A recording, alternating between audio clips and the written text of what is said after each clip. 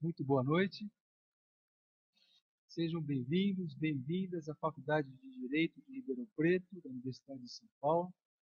É um prazer ter a presença de vocês aqui nesta noite em que inauguramos o ciclo de conferências sobre o futuro do Brasil, que terá lugar neste auditório, nesta casa, neste campus, nos anos de 2019 e 2020, numa realização da Comissão de Graduação, da Comissão de Pós-Graduação e dos departamentos da Faculdade de Direito de Ribeirão Preto e do Instituto de Estudos Avançados Polo Ribeirão Preto.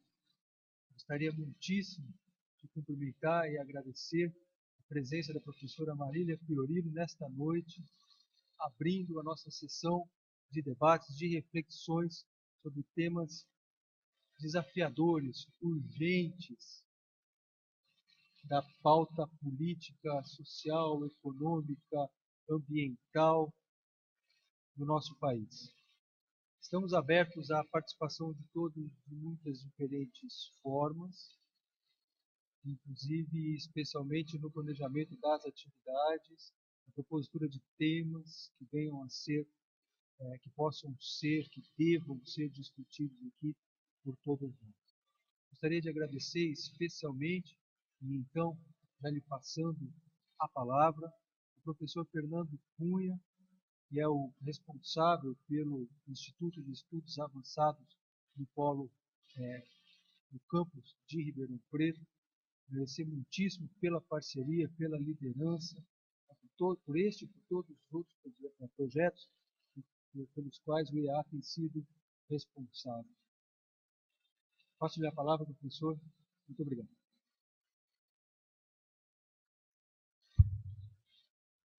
Bom, prezados, boa noite a todos.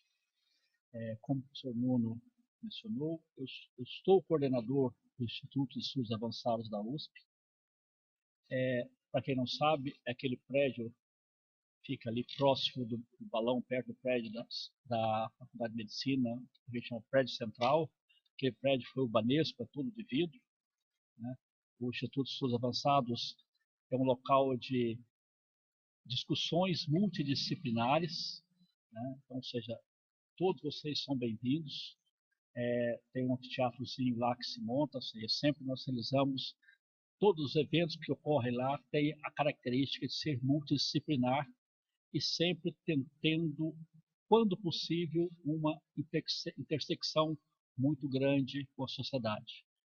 Os grupos de estudo que lá fazemos, que lá temos, o objetivo é propor novas políticas para a região metropolitana de Ribeirão Preto, de maneira geral.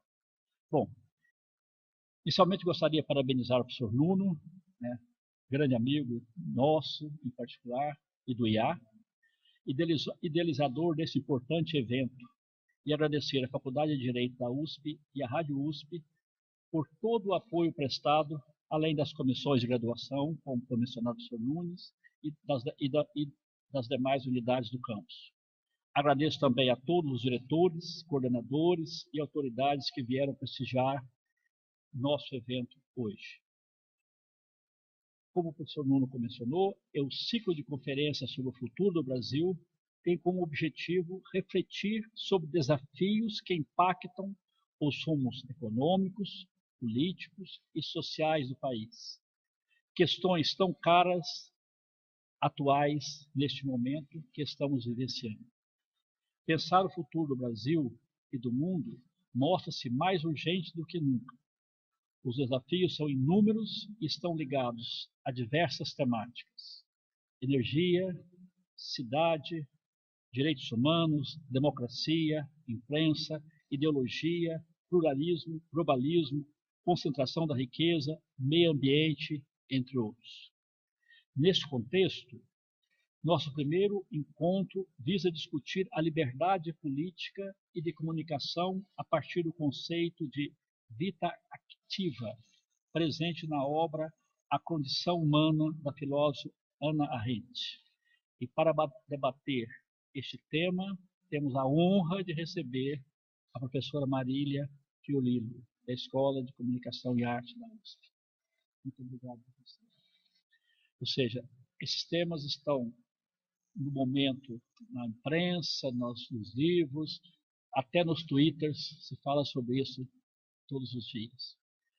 Antes de apresentar devidamente a professora Marília, para iniciarmos nossa conferência, gostaríamos de destacar as próximas atividades e convidá-los a todos para participar. No dia 11 de abril, haverá a conferência Guerra Híbrida, o Brasil na Geopolítica Global. Nosso presidente mencionou isso hoje, com o professor José Luiz Quadro Magalhães. No dia 22 de abril, receberemos a professora Raquel Ronick para debater o direito fundamental à moradia e à cidade. Já no dia 9 de maio, o próprio professor Nuno irá palestrar sobre política, igualdade e diversidade. O encontro seguinte ocorrerá no dia 20 de maio e contará com a presença da professora Ana Amélia Camarano, que realizará a conferência As Oportunidades e os Desafios do Envelhecimento Populacional. Em 11 de junho, haverá a palestra Plano Diretor e as Interações Sociais na Cidade, apresentada pela professora Hermínia Maricato. Em agosto, dia 6, teremos a conferência Cultura, Arte e Identidade Brasileira, com o professor Guilherme Uniski.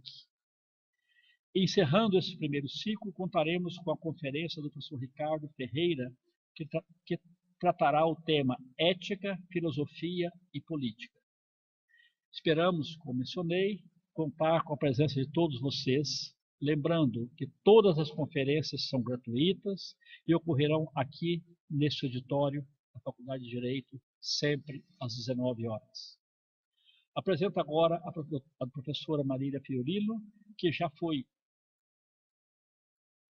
editora da revista Veja, Isto É, Folha de São Paulo e articulista e colaboradora de inúmeras publicações. Possui graduação em Ciências Sociais pela USP, especialização em Epistemologia e Psicanálise na Unicamp, nossa co-irmã, cursos de extensão em áreas de letras e letras clássicas, doutorado em História Social pela Universidade de São Paulo e autora do livro O Deus Exilado, Breve História de uma Heresia.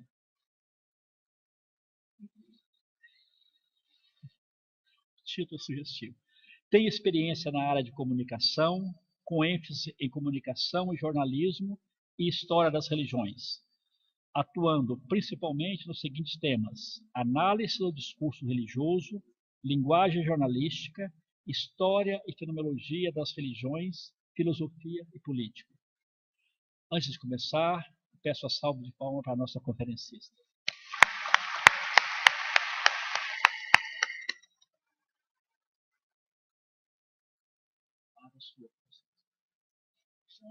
Eu quero agradecer de vocês terem tirado.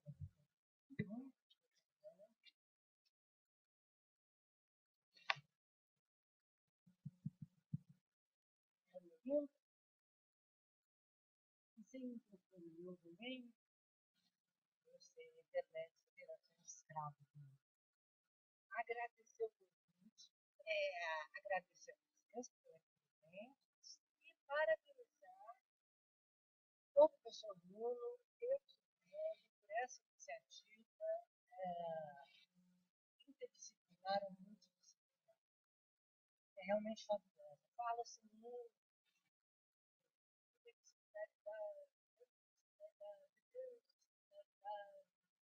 pratica-se posso dizer que é várias vezes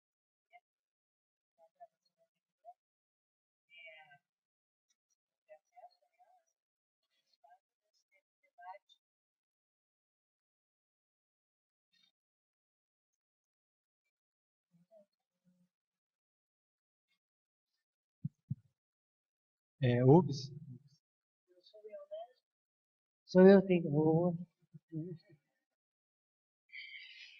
Muito bem, então, obrigada. E eu vou agora atacar o meu tema, que não é apenas liberdade, política e comunicação, mas também quero falar do conceito de totalitarismo, porque é uma palavra que vem sendo muito usada e nós vamos tentar cercá-la conceitualmente. 2 segundinhos, professor, que eu esqueci. Eu queria agradecer também os responsáveis por esse funcionamento do IAR, que é o João, o Rafael, e em especial, e os estagiários. Muito obrigado. Esqueci de falar, agradecer no início da minha fala. Obrigado. Muito bem, pessoal. O que eu estou fazendo aqui? Trazendo uma judia alemã que morreu em 1975, Hannah Arendt. Algum de vocês já ouviu falar dela? Gravíssimo. Que começou. As máquinas, eu e as máquinas a uma certa... Então, se houver explosão, etc., não se assustem, tudo volta ao normal. A Hannah Arendt, até um filme feito recentemente por uma cineasta muito boa, que filmou igualmente a vida de Rosa de Luxemburgo, um filme bacana, se vocês puderem acessá-lo, vale a pena porque ele é fidedigno, é fiel. A Hannah Arendt é uma intelectual inqualificável. O que eu quero dizer com isso? Inqualificável. Eu não disse que as coisas iam começar a acontecer? Ou foi de propósito? É assim mesmo. Por que inqualificável? Porque o pessoal de direita a considera de esquerda, não liberal o suficiente. E o pessoal de esquerda tem ojeriza dela por considerá-la pouco marxista. Então, são esses pensadores que forjam, pela sua originalidade, pela sua independência, que forjam, que criam novos paradigmas na área do conhecimento. Eu vou pedir a vocês, eu vou fazer uma explanação, espero que breve, e eu vou pedir que depois vocês façam as perguntas, porque muitas vezes interromper, vocês estão antecipando algo que eu vou dizer. E para aqueles, estão me ouvindo? Para aqueles que estiverem usando o celular escondido, é que eu não enxergo, quando eu dou aula eu passeio pelo teatro. Eu quero lembrar que não basta que a mulher de César seja honesta. O que é preciso? Que ela pareça honesta. Ok? Vamos lá. Política é comunicação. Mais adiante a gente vai ver por que ela chega a essa conclusão. E só existe homem no plural. Nesse sentido, a Hannah Arendt é muito aristotélica. Eu não vou falar demais de Aristóteles, porque eu sei que temos aqui o professor Nuno, que está me encabulando, que é um especialista em Aristóteles. Mas Aristóteles, por exemplo, considera, ele faz uma divisão das ciências, e entre as ciências práticas, as ciências práticas compõem-se da ética e da política. E ele considera a política superior à ética. Por quê? Porque ela só pode ser praticada em conjunto. Não basta ser um indivíduo virtuoso. É preciso colaborar para a criação de uma comunidade virtuosa. Outro introito, outro prolegômeno, que eu gostaria que ficasse claro para vocês, quando ela trata de poder e violência. A vida política é feita de conflitos. Isso não é para ser negado, isso não é para ser destruído, isso é para ser acomodado. A vida política é dissenso, e através dessa dissensão, nós criamos consensos provisórios. Não são consensos universais, absolutos e inexoráveis. Já nesse particular, a Hannah Arendt, a grande inspiração, ela tem uma dupla inspiração. Uma é Aristóteles, a outra é o filósofo Immanuel Kant. Chegaremos a ele daqui a pouquinho. Mas nesse particular, ela está repetindo uma máxima de Maquiavel. Se a gente pensar nos gregos, Platão, Aristóteles, eles imaginam a cidade ideal na qual impere a paz. Para eles, a política deles é mais prescritiva do que descritiva. Maquiavel será o primeiro a falar da política, como diz o Bertrand Russell, outro filósofo, nunca alguém falou tão honestamente sobre a desonestidade da política. Por quê? Porque Maquiavel descreve os acontecimentos da Itália renascentista, que está dilacerada, dividida, vai ser bem dramática, banhada em sangue pelas brigas entre as cidades-estado. Mas, de qualquer maneira, Maquiavel considera que o conflito faz parte da natureza da política. Então, fazer política é o quê? É estabelecer um diálogo, uma conversa, uma comunicação contínua, que é cansativo, às vezes é exasperante, mas é necessário, para que cheguemos a acomodações, a consensos, mesmo que provisórios. Uma vez destruído esse consenso, nos reunimos e criamos um outro. O clichê é muito perigoso nesta comunicação contínua. A gente verá num slide em seguida. O que é o clichê? O clichê é o passaporte para a doença da exclusão, do racismo, do antissemitismo, enfim, do arianismo.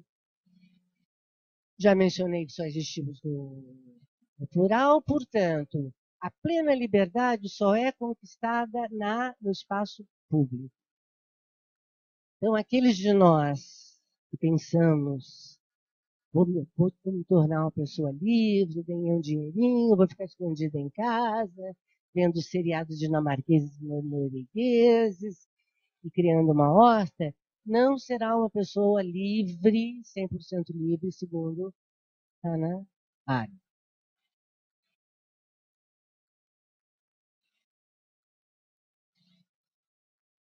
Outro aspecto interessante, eu não sei quantos de vocês, alguém vem de ciências políticas aqui? Não, mas direito está aí, né? Com ciência política, com filosofia política. Oh, os grandes, os clássicos da filosofia política são Maquiavel, que eu já mencionei, e Hobbes. Tem a teoria do Leviatã, que vocês devem conhecer, e que trata o Leviatã, que é a necessidade de concentrar o poder, de preferência nas mãos de um, para que o maior medo do Hobbes é o da anarquia e do caos social.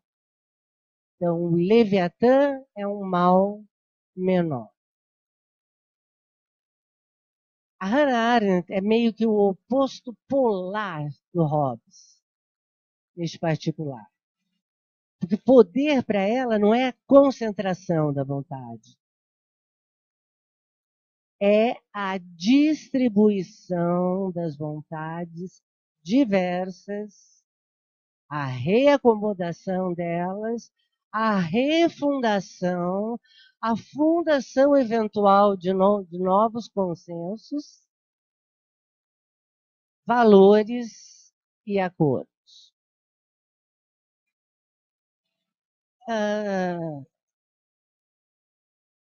É típico do totalitarismo negar esta noção de política como distribuição de vontades. Vou fazer uma introdução. A Hannah Arendt é a criadora do conceito de totalitarismo. Em 51, ela escreveu a trilogia As Origens do Totalitarismo, foi aclamada, estava exilada nos Estados Unidos, ela foi a vida inteira muito grata aos americanos, como vários pensadores alemães, etc., foram acolhidos na época pelos Estados Unidos. E ela estudou a fundo o fenômeno que ela chama de totalitarismo, que eu gostaria, nesse nosso encontro, de diferenciar totalitarismo de tiranias, ditaduras e vilanias.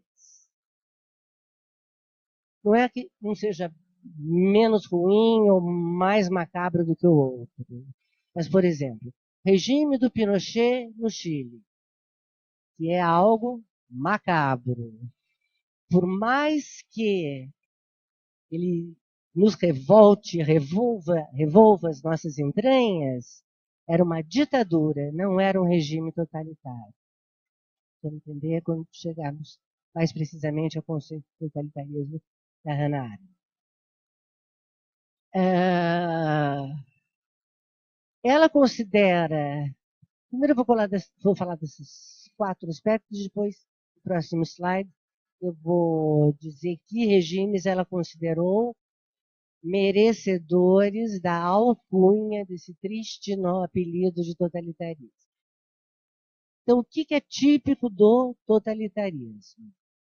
Dissolver as singularidades humanas numa vontade, com V maiúsculo, única, que está associada ao líder ou ao partido, o Führer.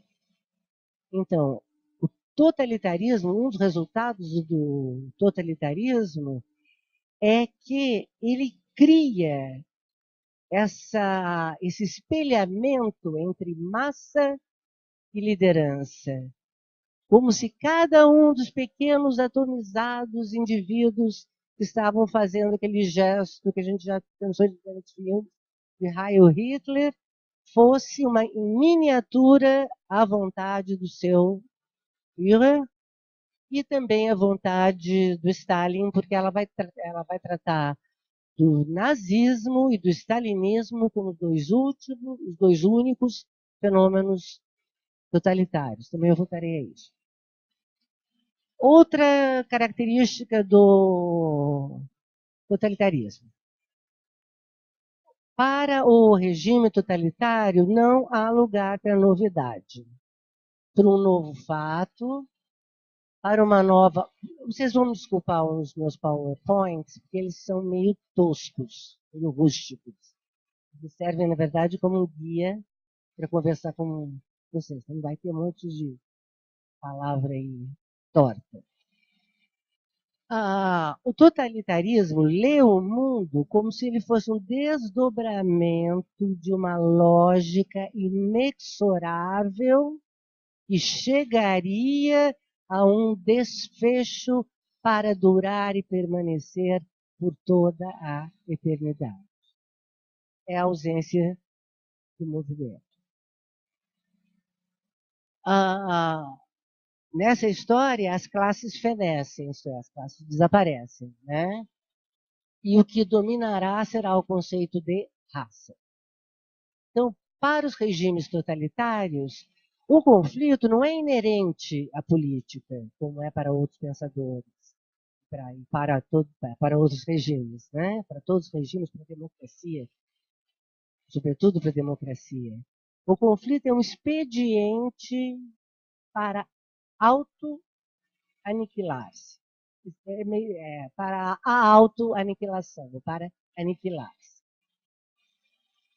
Terceira característica do totalitarismo. Ele nega a dimensão da vida privada e a capacidade de julgar por si próprio. Essa negação da dimensão da vida privada, a gente vai ver que não ocorre nas ditaduras. E, ao contrário das tiranias habituais, infelizmente, mais frequentes do que desejaríamos, nas quais impera o medo, Você tem medo que te delatem, você tem medo da polícia, você tem medo de ser preso. O totalitarismo não funciona à base do medo, ele funciona à base do terror. Então, eu lerei para vocês na sequência. Eu, naturalmente, eu tenho praticamente todos os livros da Hannah Arendt. Eu trouxe apenas um para mostrar para vocês, para sugerir como uma primeira leitura que não é a condição humana, que não é a origem do totalitarismo, que não é sobre a violência, mas é Homens em Tempos Sombrios. Quem não leu, esse livro é delicioso.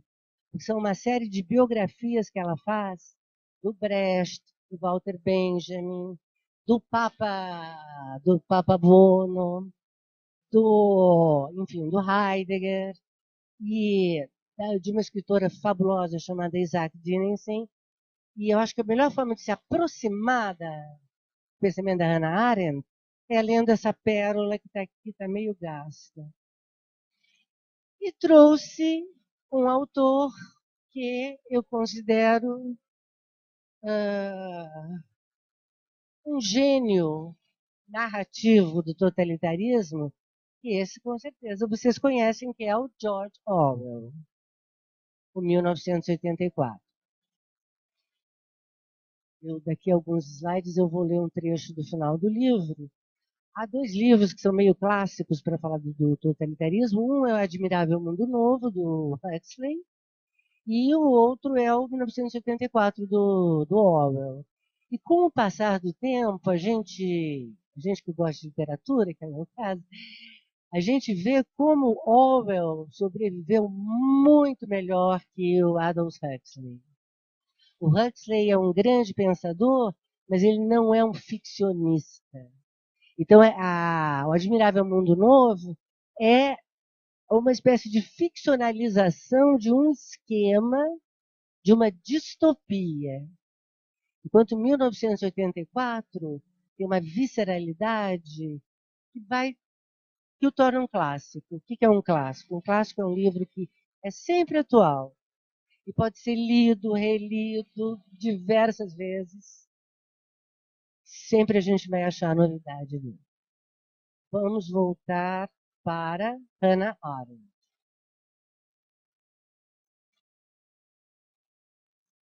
Qual é essa diferença entre medo e terror? Onde existe o medo é porque as ideias ainda estão lá, elas sobreviveram, elas resistem. Elas podem estar ocultas, estão escondidas, elas são ditas só em pequenos círculos, elas ficam em segredo, mas elas permanecem intocadas no essencial. Isso é o caso das ditaduras. Você não fala para não ser punido. Sob a égide do terror, que é o caso dos regimes totalitários, ocorre um fenômeno intrigante. O ideal do totalitarismo é que desapareçam, de fato, pontos de vista, perspectivas, ideias e convicções contrárias às dominantes. Então, não há sequer espaço para uma ideia clandestina. A meta do regime totalitário, dos regimes totalitários, não é conquistar a obediência. Esse é o ideal de toda ditadura, de toda tirania. É que o cidadão seja submisso. Não é a submissão que ele quer, é a total subjugação.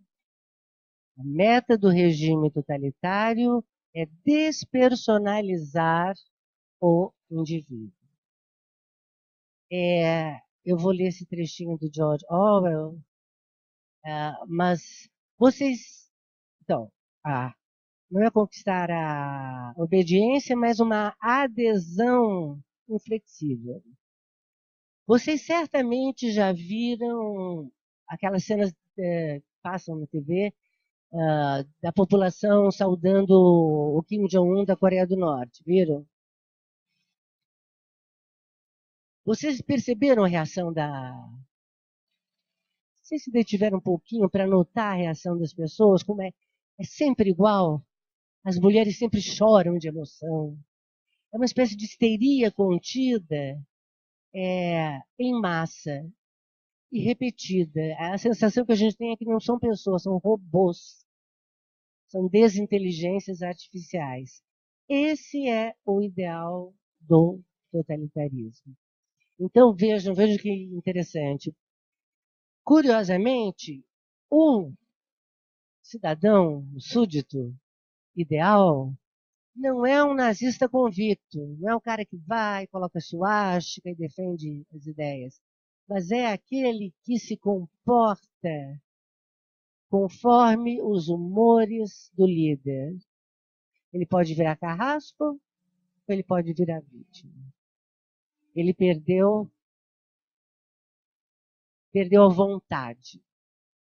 Ele usa a palavra alma, mas é uma palavra que dá problemas. É como se ele estivesse desprovido de alma.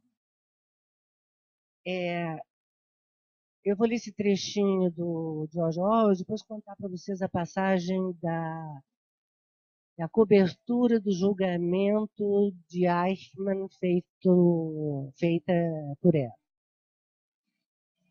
George Orwell, para quem não leu, é uma boa oportunidade. Eu não vou contar a história, porque assim vocês leem. Mas o último parágrafo do livro, eu acho que sintetiza tão bem o efeito todo do regime totalitário.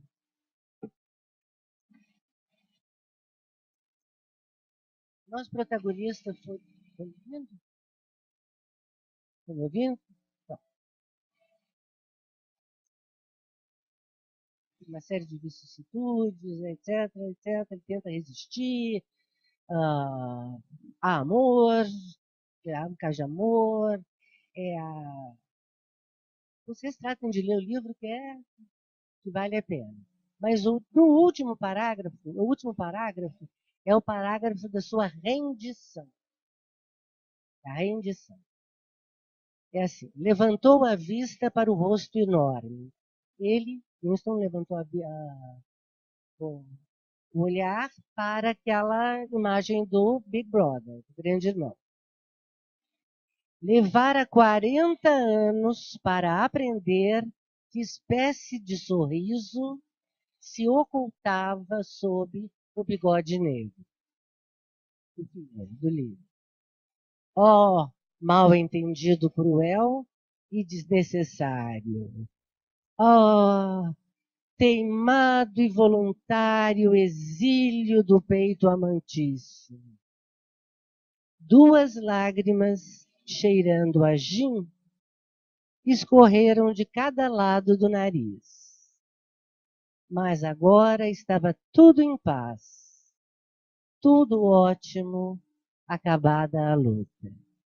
Finalmente, ele conquistara a vitória sobre si mesmo. Amava o grande irmão. A gente não é perfeito como descrição vencer um trecho lindo. É isso que o regime totalitário pretende. Ele anula a pessoa. A Hannah Arendt, vou falar rapidamente do Anderson Humana, depois a gente vai... Vocês sabem que ela foi jornalista durante um período, né? Muito rápido, e que rendeu-lhe a inimizade da comunidade judaica. Quando Eichmann, que era um criminoso de guerra, que era um dos responsáveis pela condução dos trens da morte durante o nazismo, os campos de concentração, ele não era apenas um burocrata, ele fazia a lista dos que iam entrar nos campos de concentração durante o período da solução final. A solução final foi aquele período em que os nazistas já imaginavam que iam perder a guerra, então resolveram matar de em massa. Não só judeus, hein? Judeus, homossexuais, testemunhas de Jeová e comunistas. Vamos ver os húngaros, por exemplo, muitos húngaros morreram nessa época. O Eichmann conseguiu escapar, como muitos nazistas escaparam aqui para a América Latina, muitos deles até com passaporte do Vaticano. Olha que interessante. O Papa Francisco prometeu que vai abrir os arquivos que falarão dos segredos do Pio XII durante essa época. Vamos ver se os arquivos serão abertos. Mas o Eichmann fugiu, estava na Argentina e foi localizado pelo serviço secreto israelense, o Mossad, em 60, 61, e foi sequestrado e levado para Jerusalém para ser julgado, já que ele tinha escapado de Nuremberg, para ele ser julgado.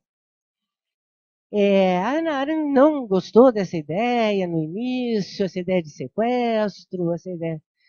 Mas a revista New York, que existe até agora, e é talvez a melhor revista para quem gosta de cultura, literatura, e paga muito bem, paga por palavra. Então, decidiu que seria interessante convidar, ela já era uma filósofa conhecida em Nova York, convidar a filósofa que tinha criado a noção do totalitarismo, está relacionado aos campos de concentração, à Segunda Guerra, ao nazismo, convidá-la para ir a Jerusalém e fazer a cobertura do julgamento do Eichmann. Ela fez essa cobertura, publicou na revista, depois isso se transformou num livro em 63, que chama-se Eichmann em Jerusalém. Isso criou um bruá. Vocês sabem o que é bruá? Não? Eu estou antiga mesmo, né? Uma confusão. Qual seria a gíria mais moderna para confusão? Uma treta gigantesca na comunidade judaica, que até é explicável, porque veja o seguinte, o mundo tinha acabado, as pessoas, né? Porque muitos sabiam, países neutros sabiam, Cruz Vermelha sabiam, não sabiam os horrores que eram cometidos, mas o mundo tinha acabado de presenciar aquelas fotos dos prisioneiros de Auschwitz, de Buchenwald, sendo libertados. Estava atônito é pouco, estava assombrado e enxergava naquilo o grande mal, como se fosse um mal ontológico. E Hannah Arendt, que era muito ciosa da verdade consigo mesma, depois de fazer a cobertura, voltar para Nova York, ir para a casa de campo, escreveu o seu artigo, em seguida o livro, no qual ela conclui, ponto número 1, houve colaboração dos próprios judeus no massacre dos judeus. Isso deixou a comunidade judaica revoltada, inclusive ela perdeu amigos queridos, um deles o Hans Jonas, que é um autor interessante para quem gosta de meio ambiente, etc. E a segunda, que é a mais famosa, que não é só da colaboração dos próprios judeus na organização dos guetos e das filas da morte, é a ideia de banalidade do mal. Essa expressão vocês já ouviram, não? Banalidade do mal. O que isso quer dizer? Isso quer dizer que o mal não é algo grandiloquente, fabuloso, assustador, cheio de efeitos digitais, que é uma coisinha pequenininha, sujinha, uma passagem dela que ela fala até do mal como uma coisinha sujinha. E que todos nós, se não tomarmos cuidado, estamos sujeitos a praticá-lo. O mal é banal Primeiro, porque ele é banal, ele não é. Não vamos transformar o mal numa ópera de Wagner, uma coisa grandiosa. Ah, mas assim, um monte de inseto bicho peçonhento. E segundo, todos nós somos capazes de exercitar esse vício, que é praticar o mal, porém somos capazes também de escolher não fazê-lo. Aí que está a grande diferença. No início, ela era contrária à condenação à morte do Eichmann, em Jerusalém. No final, ela aprovou com que argumento? Com o seguinte argumento, dizendo, o que o Eichmann respondia? Há vídeos, inclusive, desse julgamento, se vocês quiserem acessar, quando perguntavam, mas como é que o senhor levou milhares, milhões de pessoas para os fóruns crematórios? Ele dizia, eu estava apenas obedecendo ordens. Mas como é que o senhor não se considera? Eu estava apenas cumprindo a minha função. E dava a resposta do burocrata, certo? Apertei o gatilho porque o capitão deu a ordem. E num certo momento, ele chega até a invocar o Immanuel Kant e falar dever, do dever moral de cumprir essa ordem. Ao que a Hannah Arendt responderá que não tem, que é o absurdo, os absurdos elevado à enésima potência. Porque a moral kantiana é aquela que nos permite escolher. Escolher o outro como uma finalidade nele. O professor Fernando, ele não é um instrumento para que eu esteja sentado aqui. Ele é uma finalidade nele mesmo. Então, nessa medida, ao mandar tantas pessoas à morte, o Eichmann estaria negando a própria condição de humanidade dessas pessoas. E não a estaria partilhando. Daí ser até louvável condená-lo à morte.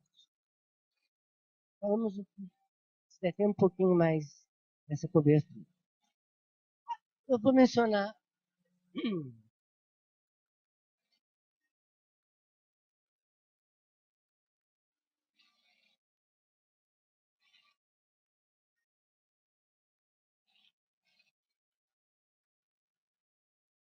dela que veio antes da reportagem sobre o julgamento de Jerusalém, que é a condição humana, também interessantíssima, que é de 58, portanto, posterior, né, às origens do totalitarismo, e que trabalha essas três dimensões que nós teríamos.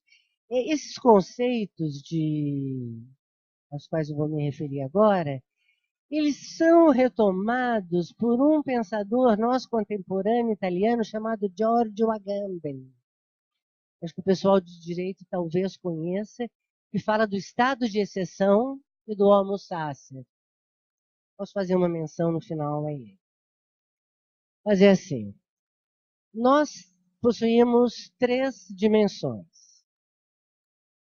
Uma é a do nosso destino biológico, é o animal laborans, que é o da labuta, do trabalho, da rotina, do fardo que é sobreviver, de aguentar o trânsito, de ter um chefe chato, de ter gente picando, etc, etc. É uma condição de passividade. É o animal bicho de canga. A segunda dimensão nossa é a dimensão de Homo faber, que eu vejo semelhanças entre o Homo faber e o que o Aristóteles define como ciências produtivas, que são todas as coisas da artesania. O Homo faber é o que fabrica, o que faz. Ele pode fabricar poemas ou criar o design de um novo sapato, enfim. É nesta dimensão que o indivíduo escapa da solidão. Escapa. mas não completamente. Não completamente. Ele continua isolado. A Hannah Arendt chama atenção para o fato de que, embora sejamos todos homem Faber, estamos todos aqui trabalhando. Eu estou aqui como uma Marília Faber, certo? E vocês como aqueles que não estão jogando videogame, como ouvintes. Ela chama atenção para o fato de que a sociedade de massas, para Hannah Arendt, não há classes sociais. Nós vivemos hoje uma sociedade de massas. Ela nos fez regredir à dimensão anterior, que é a dimensão do animal laborans, a dimensão do faro. E a terceira e mais nobre dimensão nossa é aquela da vida ativa, ou vida ativa. A mais alta expressão da condição humana. Ela acontece quando a gente se torna cidadão, partícipe da vida pública, do espaço público, do coletivo. A referência é a polis. É só na vida ativa que a moralidade pode se manifestar. É uma moralidade de sentido kantiano, porque acho que eu coloquei os slides logo seguidos do imperativo categórico, porque para o Kant uma ação moral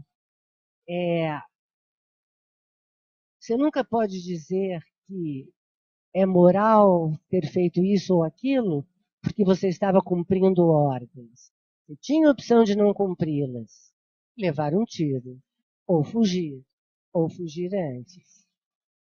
Mas a ideia de moralidade como imperativo categórico, coloquei, lembrar e ser, que não é iniciação científica, imperativo categórico.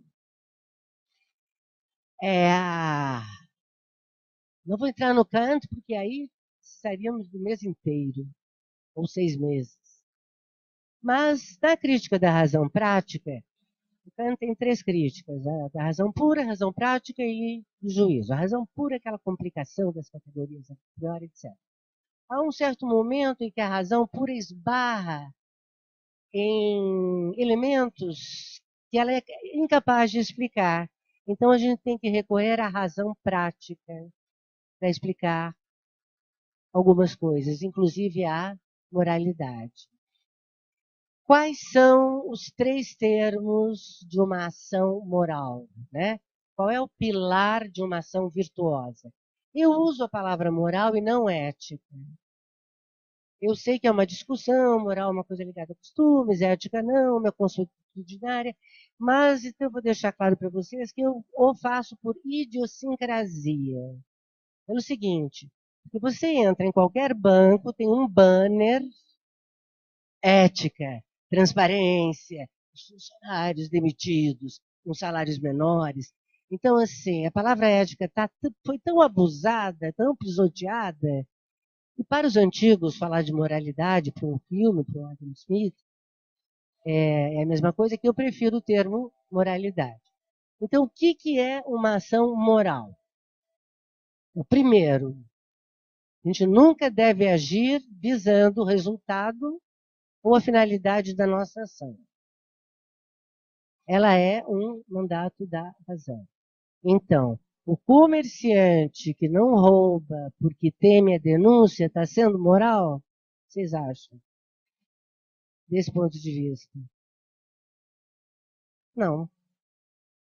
Porque ele está agindo bem para não ser punido. A gente tem que agir bem por agir bem.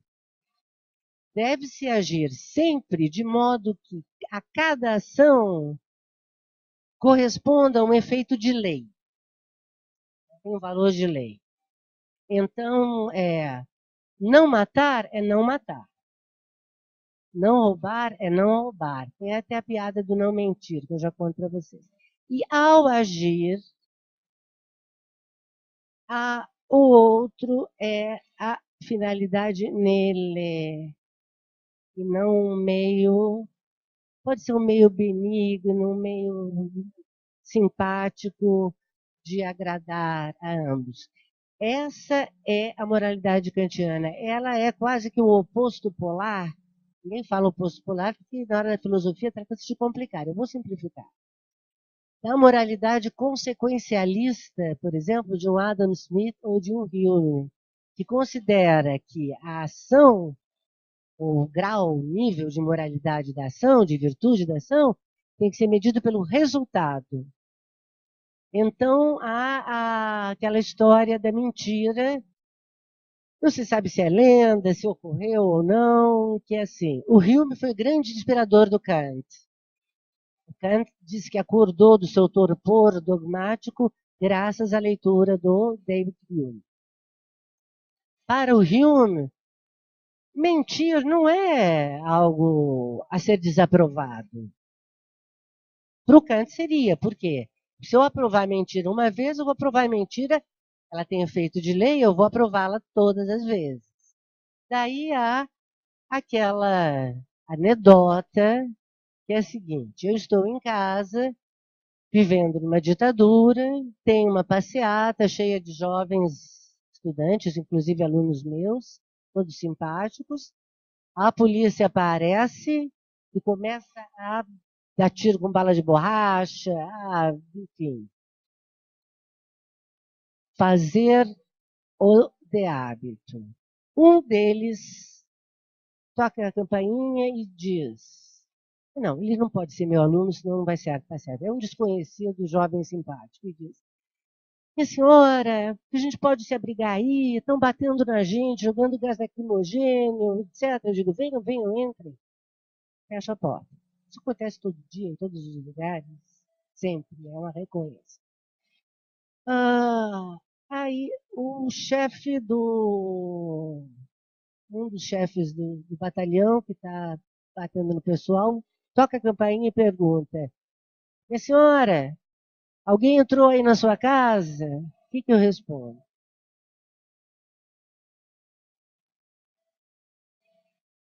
que vocês responderiam? Não, eu responderia não. O que eu estaria cometendo? Uma mentira. Então, do ponto de vista consequencialista, a minha ação é boa. Porque a consequência não é consequência só para os dois garotos. É consequência para a democracia, para os valores da livre expressão e da livre manifestação. Ela é boa. Mas do ponto de vista da moral kantiana, ela é duvidosa. Por isso que ele não aprova o empréstimo, não aprova o crime de morte, de roubo, mas o empréstimo ou até o suicídio. A piada que ocorre, não quero me alongar muito nisso, é a seguinte, coisa de filósofo, é que o Kant teria respondido: olhe, teria sido melhor dizer a verdade. Porque quando a polícia tocou, os meninos que estavam escondidos perceberam que era a polícia e pularam para o vizinho. E a polícia vai em seguida tocar a campainha do vizinho. Então, se você tivesse dito a verdade, sim, abriguei, a polícia ia perder tempo, entrar, vasculhar a tua casa e daria tempo da meninada fugir. Isso para dizer como a verdade é importante. Mas isso é um dilema filosófico no pior sentido da palavra. Eu queria que ficasse claro para vocês o que é uma moral consequencialista e o que é a deontológica ou a do imperativo categórico. A Hannah Arendt, como é uma leitora do Kant, ela vai adotar essa moral kantiana que, entre outras coisas, significa que jamais o mundo será perfeito, confortável, equânime e justo. Isto é, entre o real e o ideal, ou o racional, sempre haverá uma brecha. Os kantianos, os arendtianos, eles acreditam que é nesse abismo, nessa brecha que não é obturada. Para os marxistas, por exemplo, para Hegel, ela seria obturada e para os marxistas também. É aí que reside a moralidade. Continuemos. A liberdade. A liberdade plena só existe na vida ativa. Não há o homem, a humanidade. Ela não ocorre na reclusão ou no alheamento do Faber. Então, aquele poeta maravilhoso que se esconde numa casa nas montanhas e vai nos propiciar tanto prazer no futuro, do ponto de vista da Hannah Arendt, ele não é um homem livre. Daí que a noção de liberdade dela é misturar a liberdade da polis grega com o sistema de alianças e persuasão e assimilação do Império Romano. Os impérios só dão certo quando assimilam. Foi assim que fez Alexandre, foi assim que fizeram os romanos. Então, vou fazer um breve comentário. Depois, se vocês quiserem, a gente volta sobre a polis grega. A polis grega representa o ideal de democracia direta, que não é a nossa, que é a democracia representativa, certo? Então vamos imaginar a democracia direta, como é que ela é praticada? Através de um conselho. Eu não vou lembrar de cabeça exatamente a cifra, mas se você pegar Atenas do século de Péricles e tirar todas as mulheres, porque para os gregos, os romanos vão levar a mulher a sério, mas para os gregos a mulher está abaixo do animal que conduz a carroça. Se você tirar todas as mulheres dessa democracia direta, todos os escravos, e os escravos são escravos inclusive de povos conquistados, e todos os estrangeiros, ela vai se reduzir a uma minoria ínfima de menos de 10% da população ateniense que estará praticando essa tal democracia direta. Eu faço algumas considerações sobre poder, que não é Marx, como em Weber, nem em Gewalt, mas vamos passar para essa ideia da política como a intersubjetividade negociada no espaço público. Política é negociação. Política é acomodação. Política é cansativa, porque você tem que medir cada momento, inventar a cada instante, conquistar ou perder um aliado. Ela não é. Então, a política pressupõe a improvisação na ação humana, que está relacionada também à faculdade da imaginação. Ela não é um recurso, uma ferramenta, mas ela é essa geração de consenso. Pois bem, se ela é geração de consensos, o que há de verdadeiro na política? Eu responderia nada.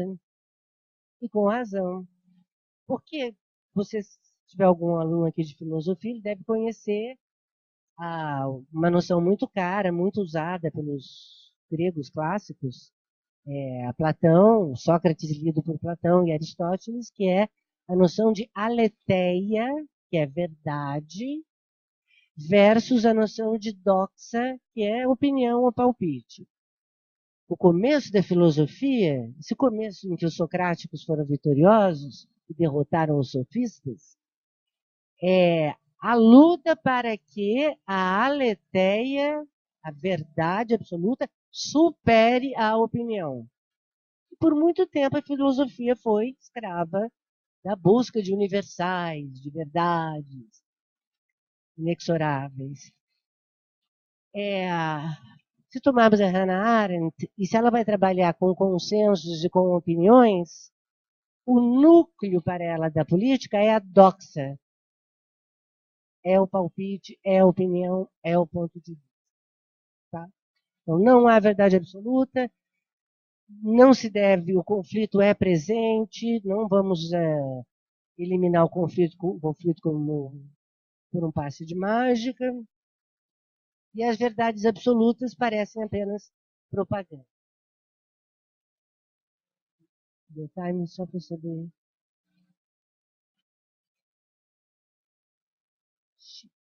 Então, vem cá. Uma pequena.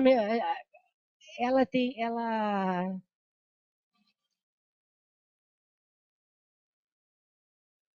ela argumenta muito sobre o que é o ato de pensar. Ela diz que há dois momentos da reflexão.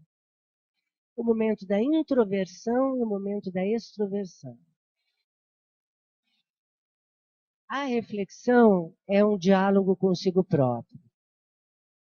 Para conseguir refletir, você precisa do quê? Silêncio, isolamento, calma, paciência e ausência de qualquer aparelho digital, como esse que eu estou vendo. Esse primeiro momento da reflexão, para Hannah Arendt, é o oposto simétrico do que é a vida hoje em dia, porque eu estou vendo um monte de jovens simpáticos.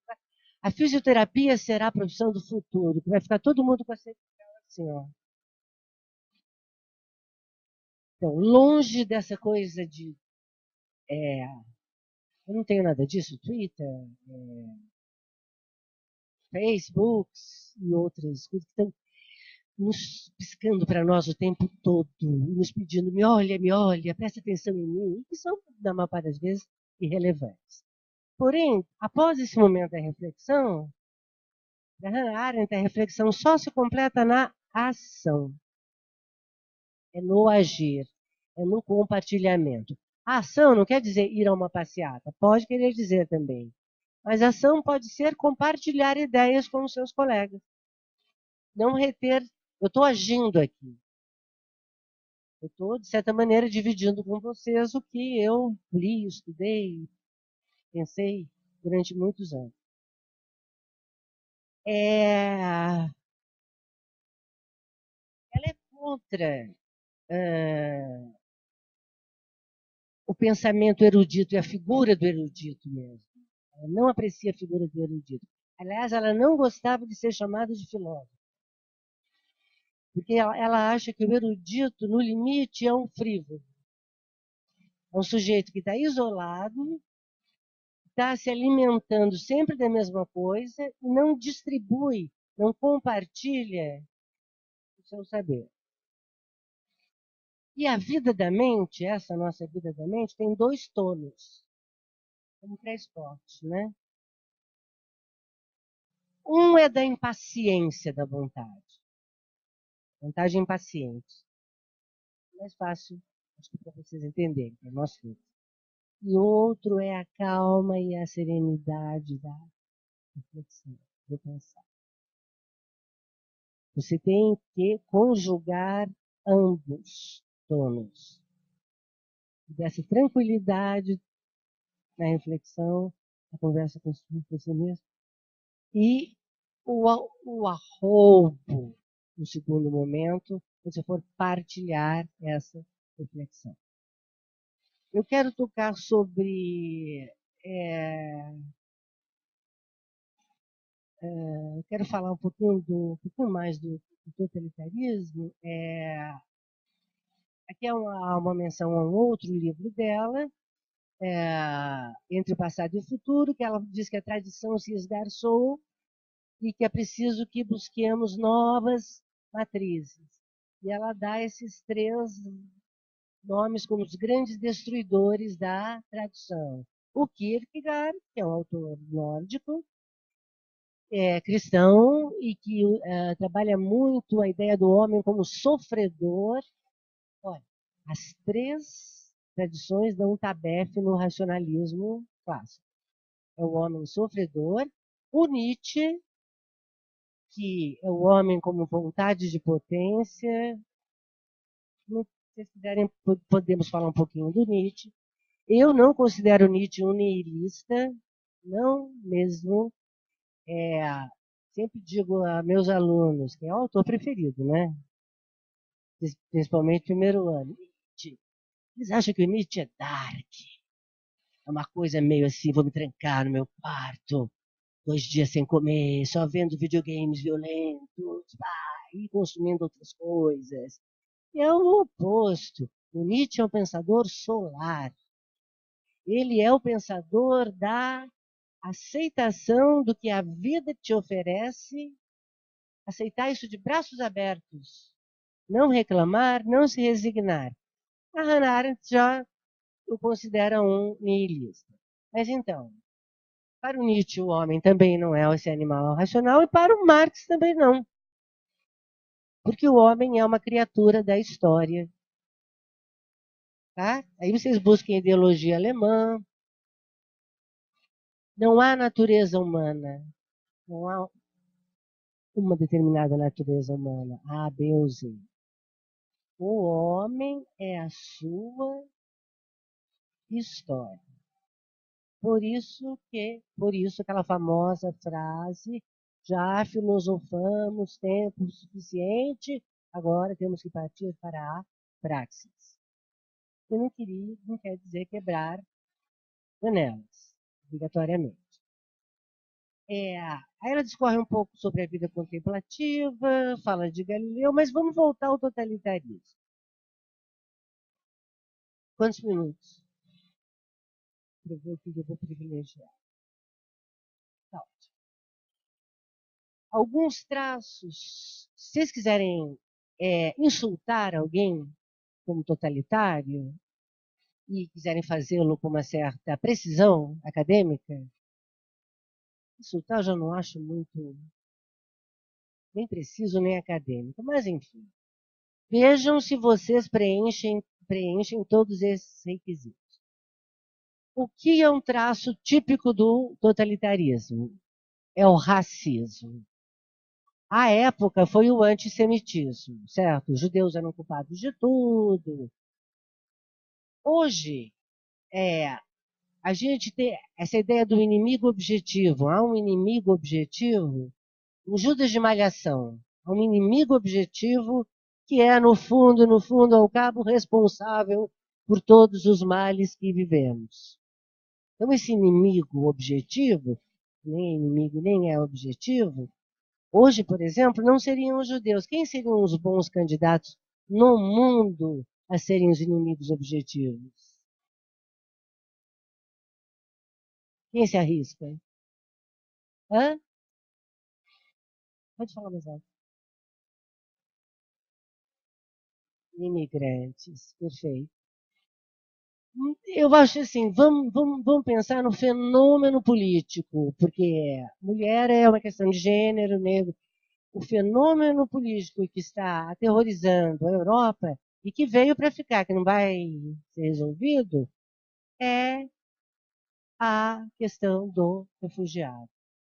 Então, ele é refugiado, o inimigo objetivo. A gente vê muita gente iluminista que era a favor do acolhimento e que agora se tornou um nacionalista. Uma metamorfose, assim, Dr. Jekyll e Mr. Hyde, é impressionante. E outro candidato a inimigo objetivo no mundo contemporâneo são os muçulmanos. Aquela ideia de que todo muçulmano é um homem-bomba camuflado. Quando o que ocorre é o contrário. Os maiores alvos, em volume mesmo, dos grupos terroristas como o Daesh, principalmente o Daesh, são islâmicos, são muçulmanos, são a população da Síria, a população do Iraque, a população da Chechênia. Tá? Então, quando ela fala de antissemitismo, não tem quando ela fala de antissemitismo, ela faz uma diferença entre o que é o antissemitismo contemporâneo e o que era o antissemitismo do Renascimento. Não tão ruim. Alguém já leu O Mercador de Veneza, de Shakespeare? A gente tem que ler, viu? É o seguinte, descarrega as baterias dos celulares. E é bem conhecida, né, essa peça do Shakespeare, mas é um judeu que faz um acordo de empréstimo, etc., e que ele vai... o acordo é que se o outro não cumprir o prazo, ele vai entregar uma libra de carne. E ele diz, uma libra de carne? Tudo bem. Só que o judeu vilão, na peça, ele escolhe exatamente uma libra do coração, portanto, mortal. Então, o antissemitismo, ela diz, uma coisa é esse antissemitismo, que não é o antissemitismo com o qual estamos lidando. Porque ele é uma antipatia que é gerenciada dos dois lados. Os judeus moram em guetos, moravam em guetos em Veneza, em Varsóvia, na Polônia, na antiga Tchecoslováquia, mas eles eram os grandes financiadores das monarquias. Então, um precisa do outro, há uma convivência, não há uma tolerância mútua. Para Hannah Arendt, o verdadeiro antissemitismo, isto é, o verdadeiro racismo, e só acontece após o século XVIII, quando da universalização dos direitos do homem. Quando um judeu passa a ser um homem como qualquer outro. É nesse momento, quando o judeu tem direito de votar, ele é um cidadão. Ele é um cidadão da República de Weimar, ele é um cidadão do mundo. É nesse momento que surge o antissemitismo que vira propaganda no Terceiro Reich. Olhe, outras duas características, eu vou parar por aí. Outras duas características do totalitarismo. O uso generalizado da mentira. Tá? Muitas tiranias, nós lembramos do Pinochet aqui, muitas tiranias nem sequer dão ao trabalho de recorrer à mentira. Apenas impõem as suas ordens. A Hannah Arendt considera que são totalitários os regimes nazista e stalinista, que perseguiu os trotskistas, que promoveu aqueles falsos julgamentos, mas ela não considera o fascismo italiano um regime totalitário. Vejam que curioso. Por quê? Porque entre essas condições do totalitarismo, uma delas, além do terror, da criação do inimigo objetivo e do uso generalizado da mentira, uma delas é que o partido ou o líder tem que ser superiores ao Estado. Então, o partido nazista e o Führer eram mais do que o Estado alemão. O Stalin, o Comitê Central, eram mais do que a finada União Soviética. E isso não acontece no regime italiano. Procurando com pinças, assim, na obra As Origens do Totalitarismo, a gente percebe que ela estava prestes a caracterizar a China como um regime totalitário. Há uma certa inclinação para isso, mas isso não fica configurado. Do meu imperialismo, burocracia, erosão da sociedade de classes numa sociedade de massas, e a solução final como a culminância da burocratização via extermínio em linha de montagem. O extermínio asséptico.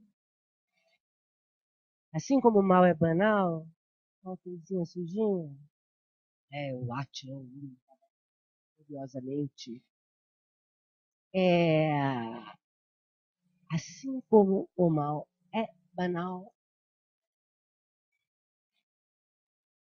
o extermínio não é sanguinolento. O extermínio tem um traço de ordem e organização. Eu tive a oportunidade de visitar Auschwitz quando fui a um congresso na Polônia. E o que chama a atenção? Claro que você fica chocado, você fica... É o complexo Auschwitz-Birkenau, né? Auschwitz era mais assim, a central de administração e a outra parte são os galpões onde as pessoas ficavam ali, o crematório que hoje está soterrado.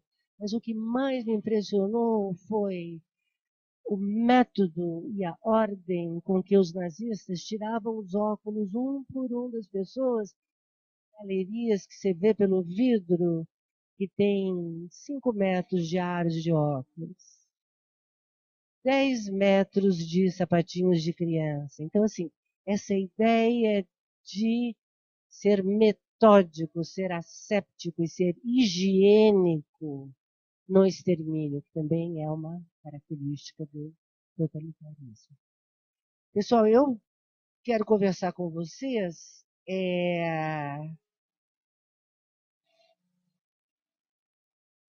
E eu acho que eu vou parar por aí.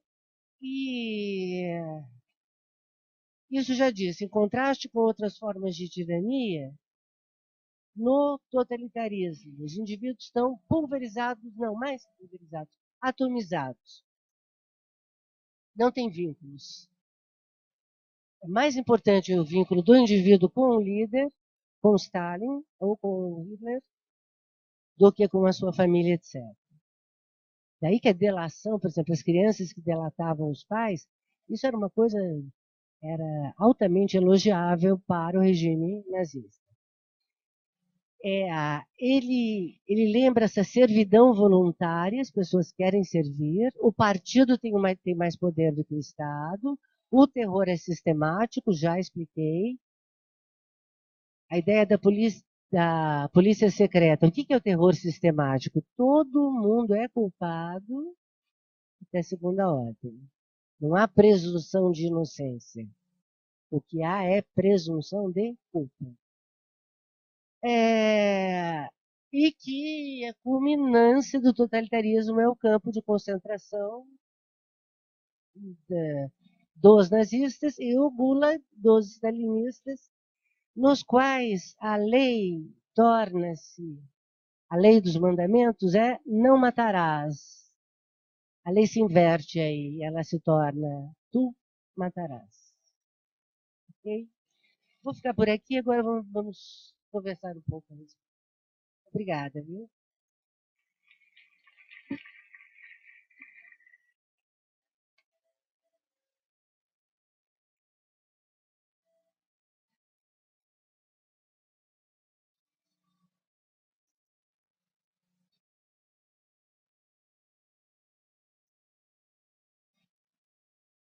Obviamente, nós temos alguns minutos para perguntas, comentários, propostas.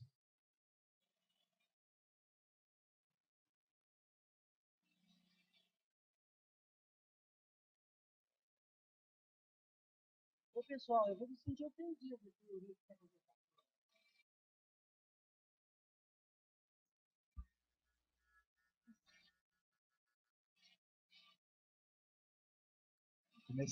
Alô, alô? Vou começar, né? Agora, no final, você mostrou a questão do princípio da ação. Eu achei Fala bacana. devagarinho. Ah, tá bom. Agora, no final, você mostrou essa frase do princípio da ação, na monarquia como honra, na república virtude, na ditadura o medo e no totalitarismo servidão voluntária. Como que a gente definiria esse princípio da ação na democracia? Seria lidar com dissenso? Seria... Vamos pensar a democracia como república.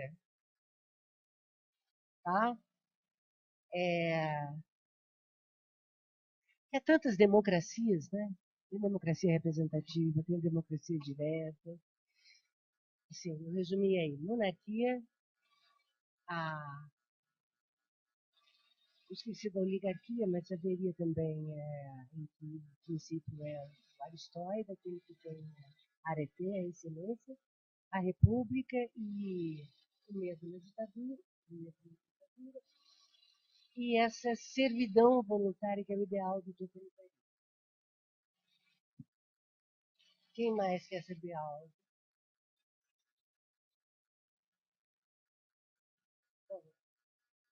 Boa noite. Oi? Você pode falar um pouquinho mais alto?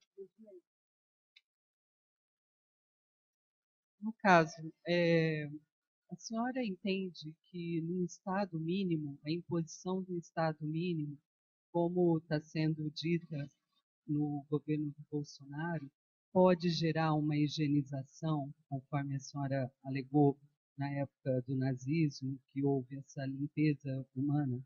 Não houve. Quer dizer, primeiro não, havia o intento, a intenção. Era o ideal deles. Não houve a higienização. Aliás, as melhores cérebros, melhores mentes alemãs eram judaicas, né? Mas é super importante essa questão. Você está fazendo duas perguntas em uma, né? Uma pergunta sua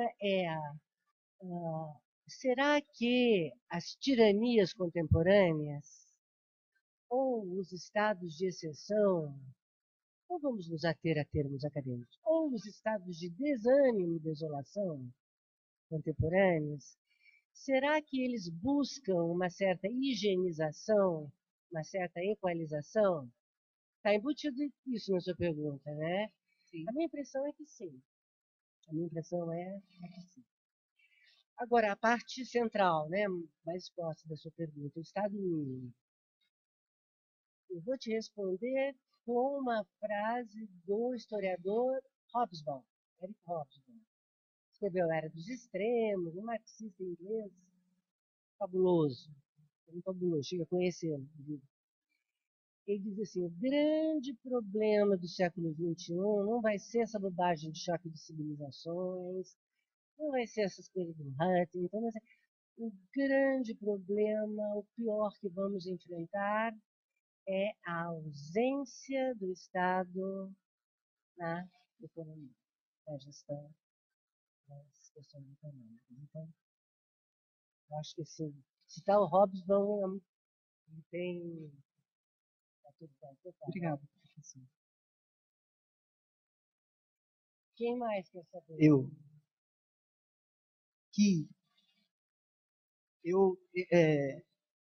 Colocando dessa maneira, eu vi que o totalitarismo ele seria um fenômeno que tu enxerga a partir do Estado. E Não. é isso que entra a minha pergunta. Tá. Deixa eu só terminar. O Estado seria possível uma forma de totalitarismo a partir, né, se houver a divisão, mas a partir da sociedade, ou seja, um totalitarismo tácito entre os próprios. Vamos ver se eu interpretei legal sua pergunta. Você está dizendo assim, o totalitarismo, ela analisa o totalitarismo como um fenômeno político, e um dos traços desse fenômeno é que o Estado não vale muito, vale o partido, ou o grande líder, o César, tá? Analisa como fenômeno político. Mas você está me perguntando se dá para falar de um totalitarismo comportamental, não é isso? Fui boa intérprete?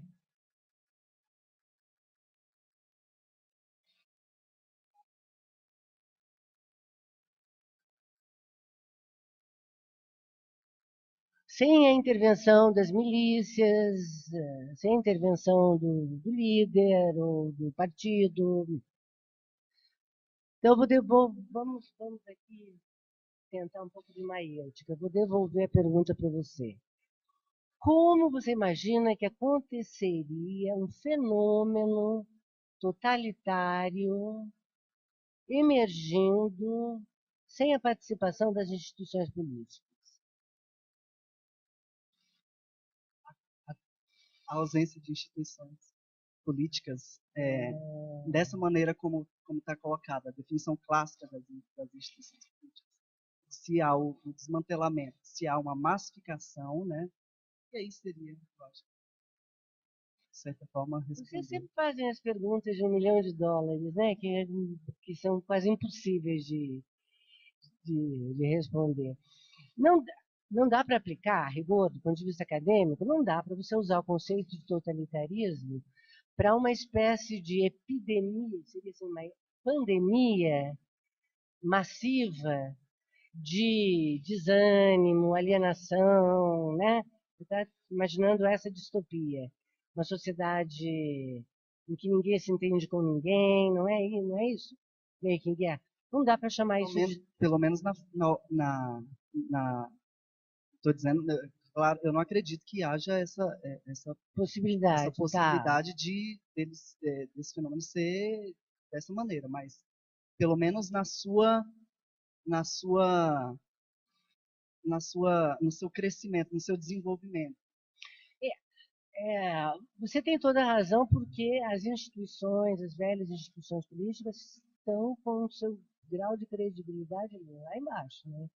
E não é só no Brasil, é no mundo todo que está acontecendo isso.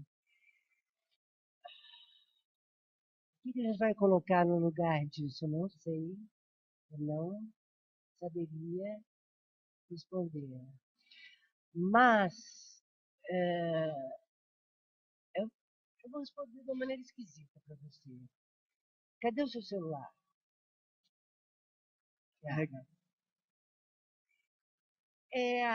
Na coluna que foi ao ar na semana passada, na Rádio USP, eu falei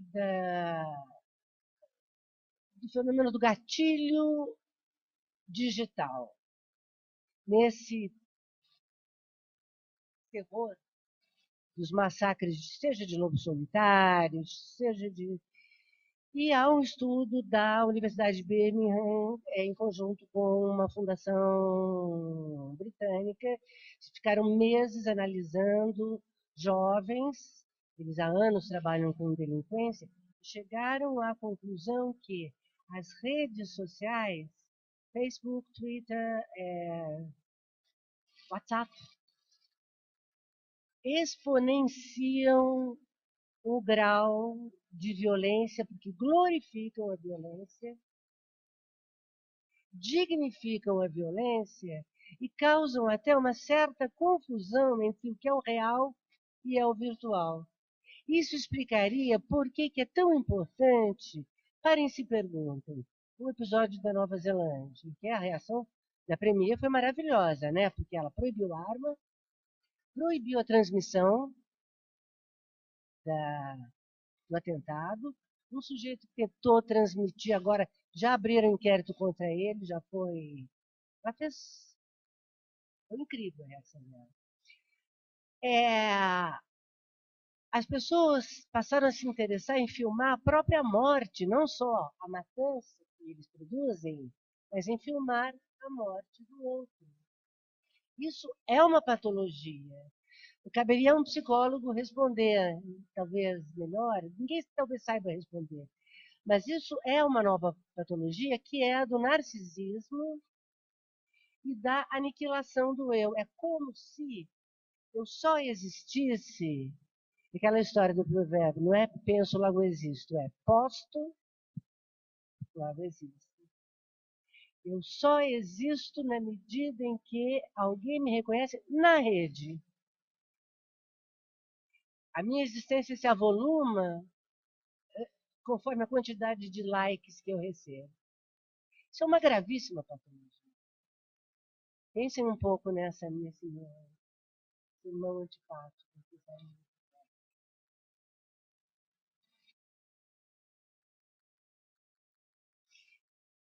Pois é, a gente conversou, já está vocês viram, complicado, né? A resposta polida,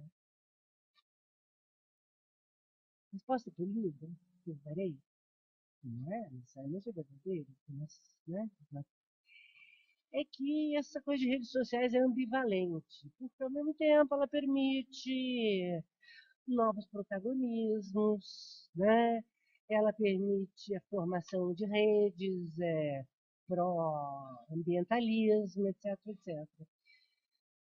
Mas o que era, há uns anos atrás, o grande exemplo, quando as redes sociais elas foram elogiadas pelo mundo inteiro, eu estava num congresso na Suécia, em Katstas, veio e disse: as redes sociais libertarão o mundo, a Primavera Árabe, estão lembrados da Primavera Árabe? O que ela se tornou? No inverno siberiano mais terrível. Num genocídio, a Síria não é guerra civil, num genocídio na Síria, na transformação da Líbia em não Estado e não nação, na matança generalizada. Eu acho que o único lugar em que ela deu mais ou menos certo foi na Tunísia, e mesmo assim, as redes sociais elas funcionam como gatilho, mas se não houver ou a velha e boa instituição partido, etc., etc., ou outra que inventemos, ela morre logo após nascer. Então, não sei se a rede social ela consegue manter o grau de coesão e participação necessário para se fundar aí vontades políticas. Boa noite. Primeiras moças. É, nas campanhas presidenciais falaram muito sobre o fascismo. Espera um pouquinho, fala um pouquinho mais devagar e alto, aqui dá um eco danado. Nas campanhas presidenciais do Brasil, falaram do presidente Bolsonaro muito a questão do fascismo. E eu vi um artigo depois falando que, usando o livro Banalização do Mal, que a gente não poderia utilizar o fascismo para designá-lo, porque seria uma banalização da palavra do fascismo, do que é o fascismo. Isso é uma interpretação correta? Então, assim, primeiro, interpretação, a própria palavra, ela já carrega uma conotação que é o seguinte, não há a interpretação. Portanto, não há a correta e a incorreta. Há uma variedade de interpretações. Eu posso dizer se eu concordo ou não, o que eu acho. Né? Não tem um livro, A Banalidade do Mal. Que livro, A Banalidade do Mal? Oi? Banalização do mal? Mas de quem seria esse livro? Da Hannah. Da Hannah Arendt, não. Ela fala da banalidade do mal e fala do Eichmann em Jerusalém. Mas, de qualquer maneira, a ideia que você levantou é que não poderíamos chamar de fascista porque estaríamos mediocrizando o termo fascismo. Eu não sei a quem agrada esse tipo de argumento, porque, do ponto de vista acadêmico, é incorreto chamar de fascismo, do ponto de vista acadêmico, de totalitarismo. Você não pode até chamar, mas o Mussolini tinha mais volume. Mas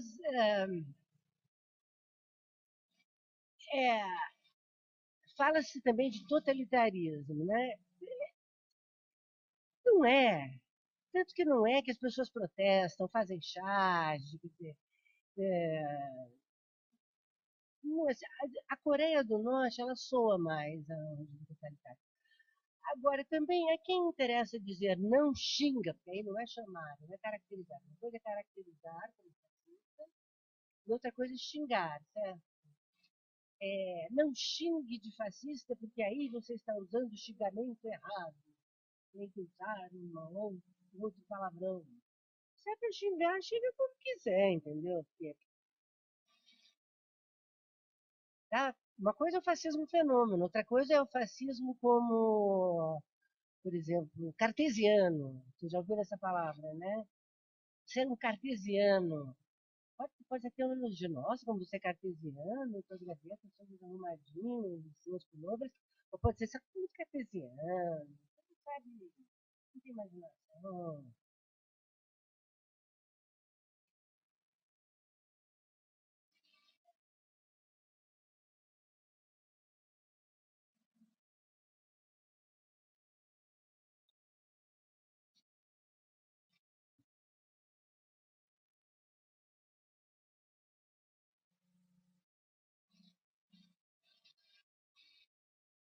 Soma, né?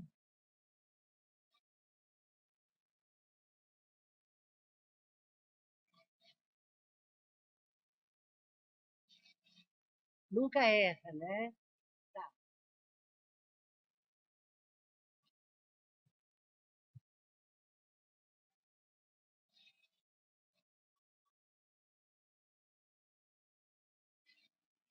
perfeito.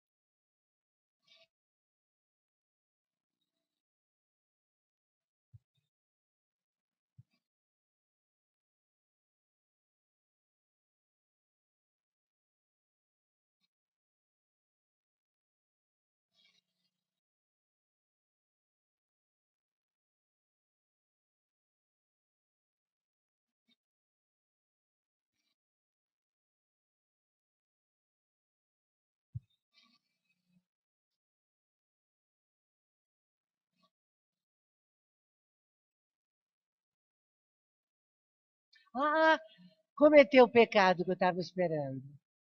Cometeu o pecado que eu estava esperando. Todo ano é assim com os meus alunos. A Hannah, ela não é Hannah, eu digo para ele. Isso é coisa de brasileiro. O Chico, o Tom.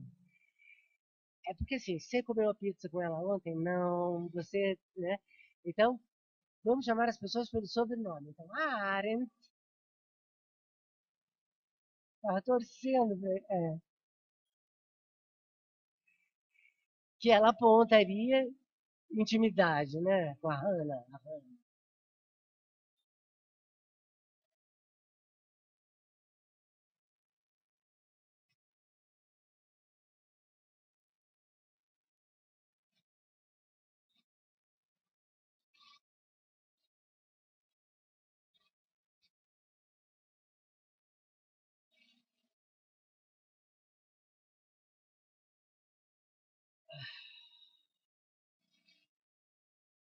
Não sei, seria muito temerário da minha parte dizer que sim ou não, porque a começar do fato de que não há discurso.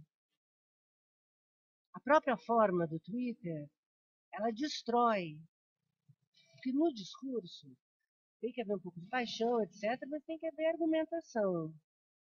O que temos visto, tanto lá como cá, é algo monossilábico. Assim, fizemos estudo quando o Trump era candidato, sobre os discursos de campanha dele, e chegaram à conclusão de que 90% das palavras, primeiro que o discurso dependia mais do ritmo do que do conteúdo. Então, por exemplo, se eu estiver falando isso para você, se eu estiver fazendo assim, ninguém vai ouvir o que eu estou falando. Vou pensar aqui, o que está acontecendo com ela, está girando ou não.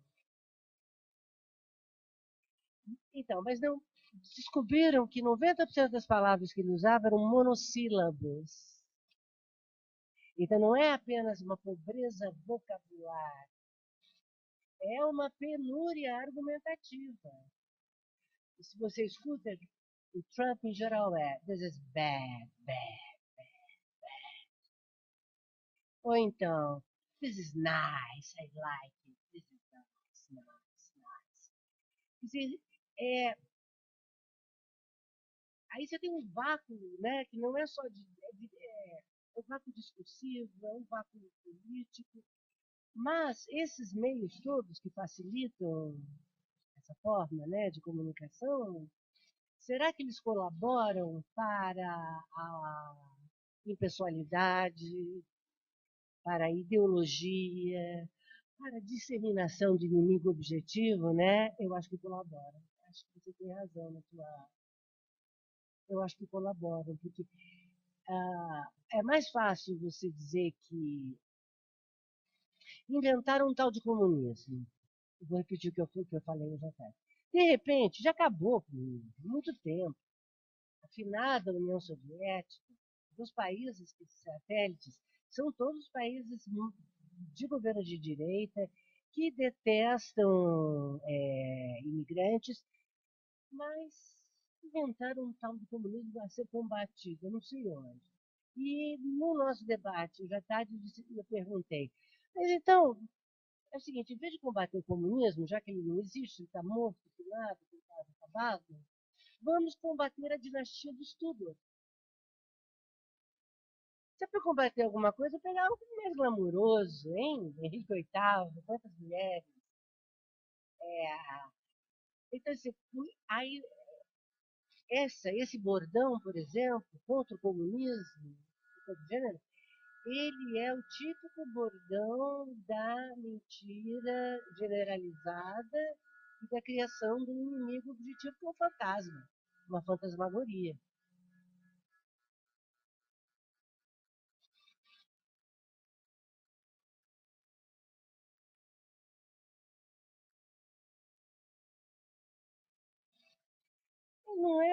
Não é uma prerrogativa do governo brasileiro. Quem é o craque nisso é Donald Trump. Donald Trump é um marqueteiro de primeira linha. Ele até tem algo que eu acho que é uma técnica dele, que é fantástica, que é assim, toda vez que uma investigação séria está chegando ao seu ponto culminante, conluio com a Rússia, né? Ele cria um novo escândalo. Uma prostituta aparece dizendo que foi paga por não sei o que, não sei o que. Aí morre o antes anterior. Aí, quando a prostituta está no auge para acusá-lo, ele arranja uma briga ou um abraço com o Kim Jong-un. Então, essa de mudança temática é uma técnica de marketing que é diversionista, que é para... Então, assim, ele é um mestre nessa arte da não política. Eu penso Maquiavel, se tivesse vivo, isso, o que aconteceria? Hein? O príncipe moderno daquele jeito? Ah, total, infarto fulminante.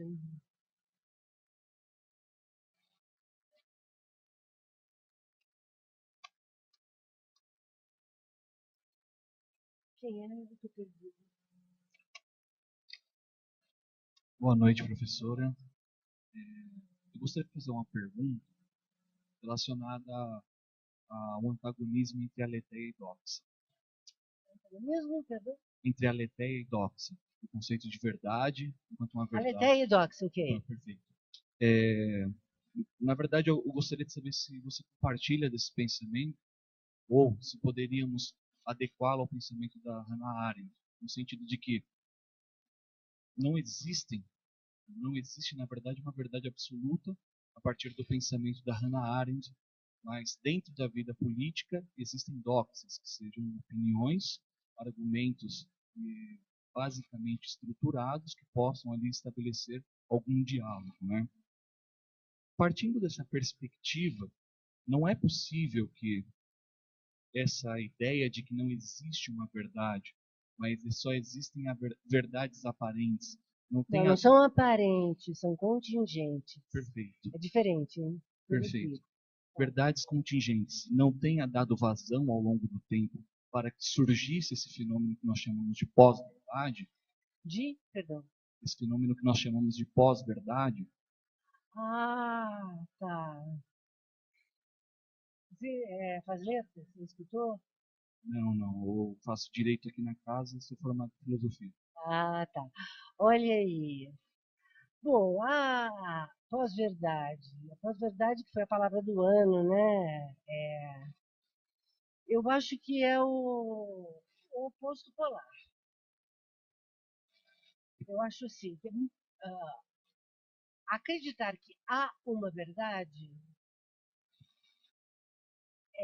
acreditar que haverá uma aderência entre fato e leitura do fato, que não existe. Então, ser um pouco mais até modesto e dizer que as verdades são contingentes é diferente da verdade aparente, porque quando você fala verdade aparente, é como se ela fosse a cobertura de um núcleo de verdade verdadeira. A verdade aparente, ela é contingente. O Nietzsche lê a história. Como é que ele interpreta a história? Além de sendo circular, ele interpreta a história como sendo uma narrativa. Ela é uma narrativa. Então, a pós-verdade, que está ligada às fake news, está totalmente, para mim, desassociada do elogio da doxa, ou do sofismo.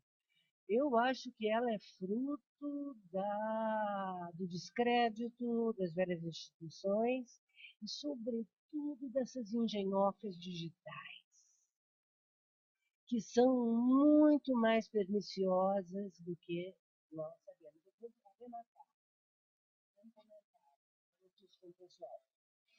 Eu andei pesquisando, vocês conhecem o Silicon Valley, né? São empresas mais de ponta, né? Mais high-tech. Os CEOs, os dirigentes de empresas super high-tech, que criam essas gerações de G4, as coisas inomináveis, eu nem sei dar o nome.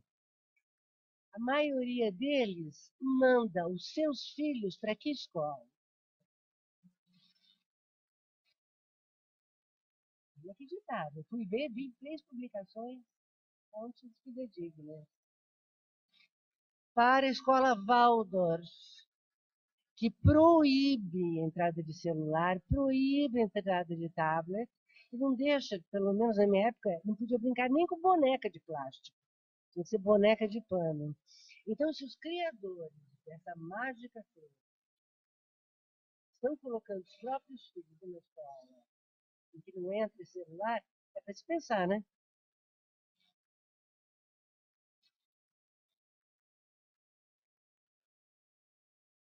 Ótimas, mas eu acho que já está da hora. Eu queria agradecer a todos, lembrá-los que a próxima conferência será no dia 11